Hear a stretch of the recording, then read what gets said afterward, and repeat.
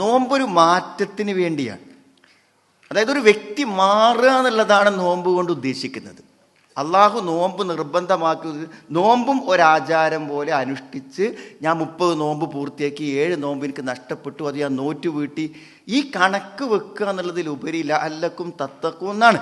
യാ അയ്യുഹല്ലദീന ആമനൂ കുതിബ അലൈക്കുമുസ്സിയാം കമാ കുതിബ അലല്ലദീന മിൻ ഖബ്ലിക്കും ലഅല്ലക്കും തത്തഖൂൻ.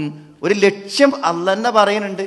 നിങ്ങൾക്ക് ഞാൻ നോമ്പ് നിർബന്ധമാക്കിയത് എന്താണ്? ലഅല്ലക്കും തത്തഖൂൻ, നിങ്ങൾ സൂക്ഷ്മത പാലിക്കണം. അപ്പം നമ്മുടെ സൂക്ഷ്മതയിൽ എന്തെങ്കിലും മാറ്റങ്ങൾ ഉണ്ടെങ്കിൽ മാത്രമേ ഉള്ളൂ. അപ്പം ഈ സൂക്ഷ്മത എന്ന് പറഞ്ഞാൽ എന്താ?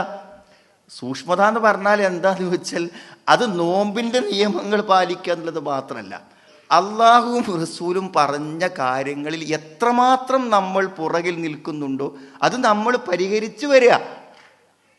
എന്തൊക്കെ കാര്യങ്ങൾ കേട്ടിട്ടും നമ്മുടെ ജീവിതത്തിൽ വരുത്താത്തുണ്ടോ വരുത്താനുള്ള ഒരു പ്രത്യേകമായിട്ടുള്ള ഒരു ശ്രമമാണ് യഥാർത്ഥത്തിൽ ഈ റമദാൻ നടക്കേണ്ടത്. അപ്പോൾ റമദാൻ്റെ മുമ്പുള്ള ലൈഫിൽ, ജീവിതത്തിൽ എന്തെങ്കിലും മാറ്റങ്ങൾ ഈ 30 ദിവസം കൊണ്ട് നമ്മൾ വരുത്തി തീർക്കാൻ പറ്റുന്നില്ലെങ്കിൽ നോമ്പ് അതിൻ്റെ ലക്ഷ്യം സാക്ഷാത്കരിച്ചില്ല എന്ന് വേണം പറയാൻ.